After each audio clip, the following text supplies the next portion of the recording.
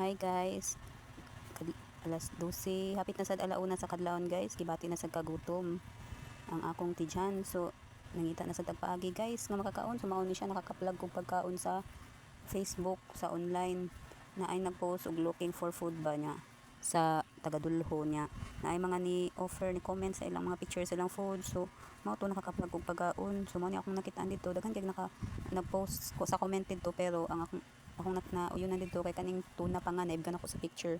Tuna pa nga niya lami kayo sa akong pananaw niya, gutom na kay ko kada kadlawon jud ko gutomon guys niya, ug ami andam diri nga pagkaon diri sulod sa tindahan kay diri naman mi nagtulganan. So mo to mga sikot-sikot kog pangitag pagkaon niya gahapon kay gigutom kog maayo. So nigawas ko ni kaon na lang kog balot sa gawas gabi niya, karon nakaka-plug ko sa online, barato raman, set na siya na ni rice ug mga kuan so iparisa na lang na kog tubig.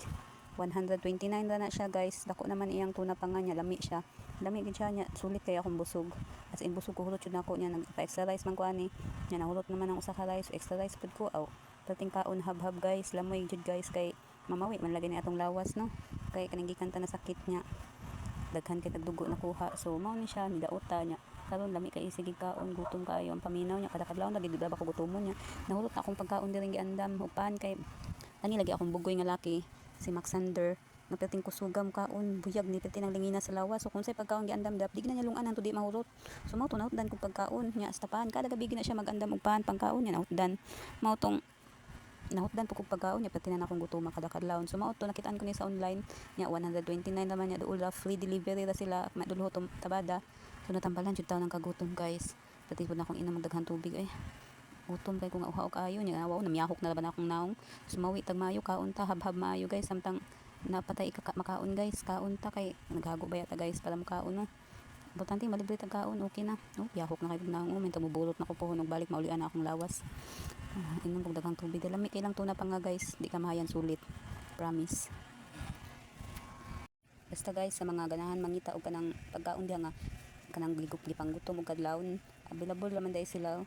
Wala ko kaba kung sa sila sa mag-open or mag-close nya unsa tay mga available nila nga food. I-check na ko nilang page naman sila page, o lang kuan wasa na ko makabisado ang pangan sa ilang kuan kay ilang tindahan, pero sa dulhura na sila akong kabisado sunod kay gutom mo na bagi kog kadlawon nya, sa mangita pa kog laing pagkaon sunod mga adlaw, mamawi lagi ta kaning lawas na tong masakito na, so mamawi ta para makawadwad patag maayo no.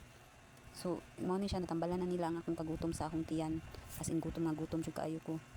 Mahinta mo baboy na kog balik yahok na ba katag naong guys.